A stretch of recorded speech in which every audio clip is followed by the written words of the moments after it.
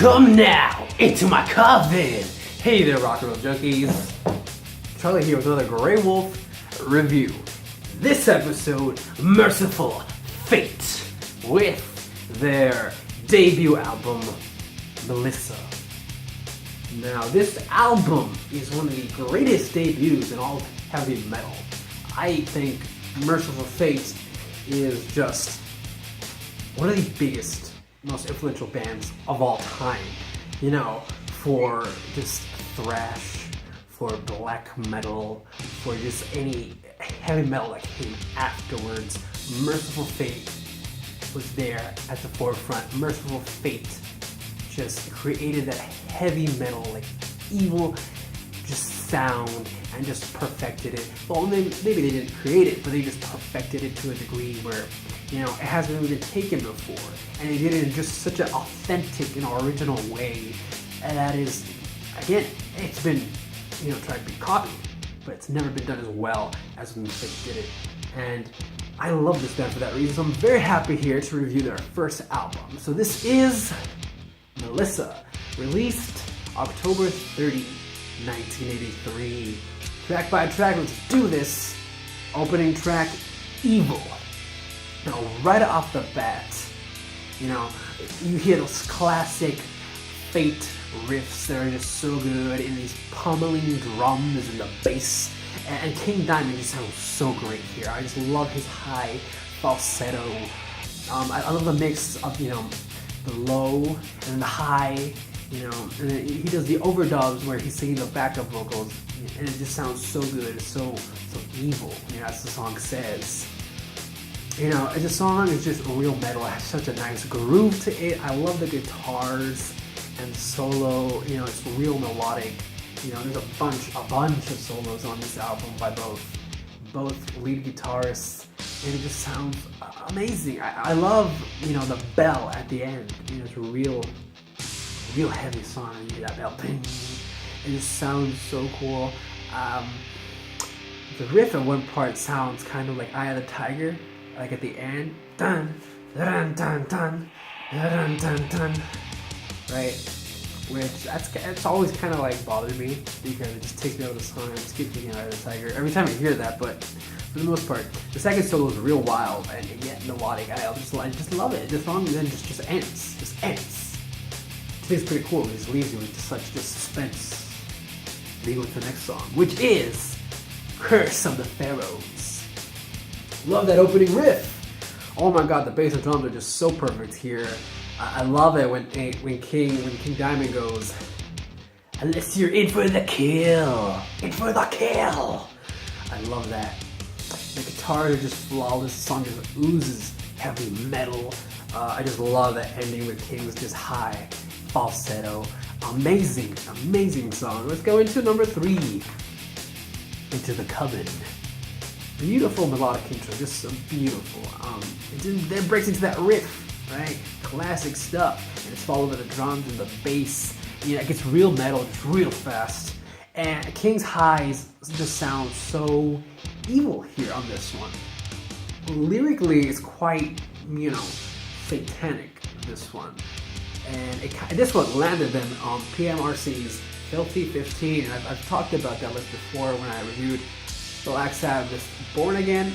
Trash landed on that list, and this one was also on the list. So Super Gore and friends hated this one. Makes it even better. So I love King Diamond's screams on this one. You know, they get like a real slow, and like kind of like melodic, the song, and you know, the guitar is just beautifully melodic. It's just very beautiful melodies on this song, or just on the whole album. You know, have a sense of this evilness, but at the same time they can be beautifully evil. And I just love that about it. And it just flows so well, the solo. And absolutely just love the drums near the end. It's just a real evil ending. I just love it. Love this song. Move into number 4. At the Sound of the Demon Bell. Tons of high falsetto from King Diamond on this one.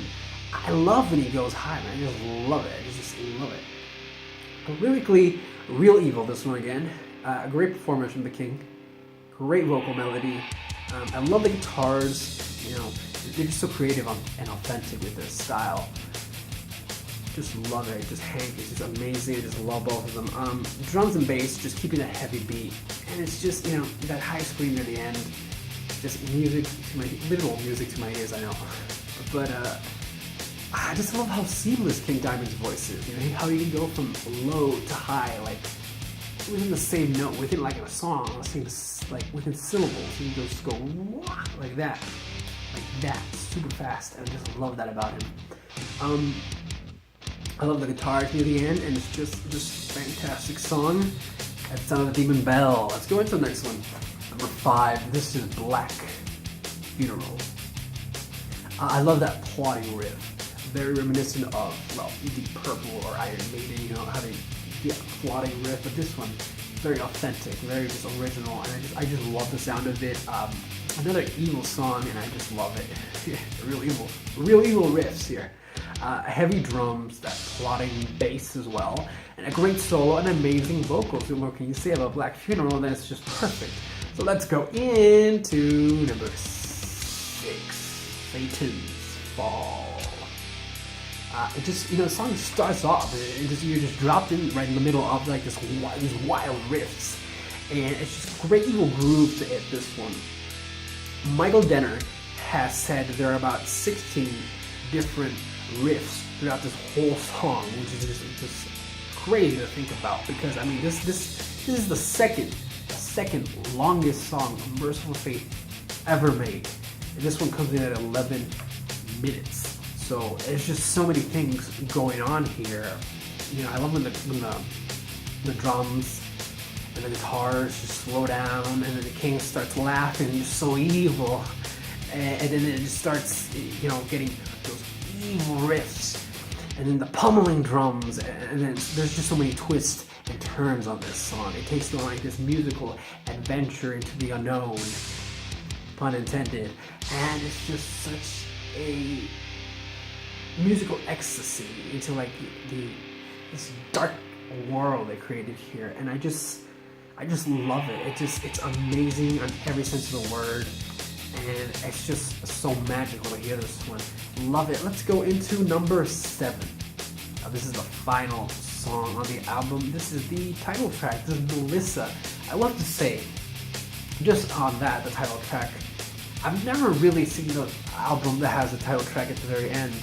Not that I can think of from the top of my head right now. Maybe it's been done before. Maybe I've even heard it before. I just can't think of any right now. So if anybody can tell me other albums that have put their title track at the very end, I'd like to know about them, because I just think it's an interesting choice to put your title track dead last. But, you know, let's move on from that. Let's just get into the song. It just starts off real dark, mysterious, and melodic.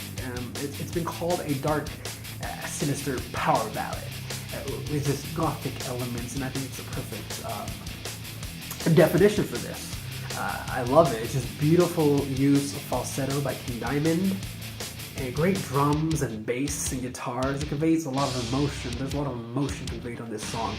It's just a great performance from the King, a beautiful solo, and it's just a great ending to the great album. And maybe that's why they put it last, because this song is a little bit slower than the rest.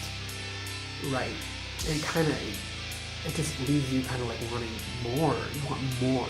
You know, you want to go back and listen to it again. It's just amazing sound and amazing guitars and drums and bass and King's voice, and that's just for the whole album.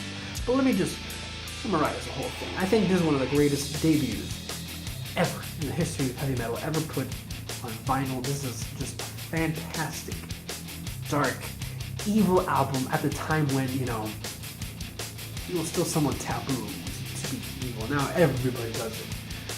But at the time, you know, King Diamond and Friends, which is the rest of Fate, they were just so authentic with it, and they were just so evil, and they were, you know, they were just real evil. You know, on stage, he would do like prayers backwards and just rituals, and it was just so cool to see that. And of course, I wasn't there at the time, but I've seen footage of it and heard stories. I would love for Mercyful Fate to come back, you know, the classic lineup, and to tour My personal favorite Mercyful Fate album is their second, Don't Break the Alls. I would love for them to come back and do that whole album from beginning to end. Even this one, I would just love it. I've actually never seen even King Diamond solo, which is kind of sad. Because he does play songs from this album solo. And I just kind of unfortunate. He's never really come near me ever. But I would love to see him. I just love this album. And it's so influential. And to me, I just think it's fantastic. I think King Diamond's one of the greatest singers ever. I've never really had a problem with his voice. I know some people say it takes some time, like learning curve to get into his voice. I didn't. The first time I heard it, I really liked it. And maybe it's because I'm a big fan of Rob Halford. I'm used to like high use of falsetto and head voice and things like that. So when I went into King Diamond, I was kind of really used to it. But I really love this album. Great album. So that is the end of this review. Let's go into my pick of the vid. For my pick of the vid, I'm picking Raven with their album All for One. Another classic album, heavy metal. Raven I find to be a very underrated band. Now, All for One, they were touring with Metallica when this came out. And it's sad how, kind of everyone forgot it in time. And Metallica went on to become so big. But you should really check out All for One by Raven. I think it's a fantastic album. It's just like speed metal, real cool stuff, real great stuff. And that's all for this episode. As always, you will find a link in the description to, if I can find it at least, the full albums that I talk about here, on YouTube. If you like them, you should purchase them yourself. That being said, if you enjoyed the video, give it a like, subscribe for more reviews, and as always, remember to stay metal, stay devil, stay evil. Alright.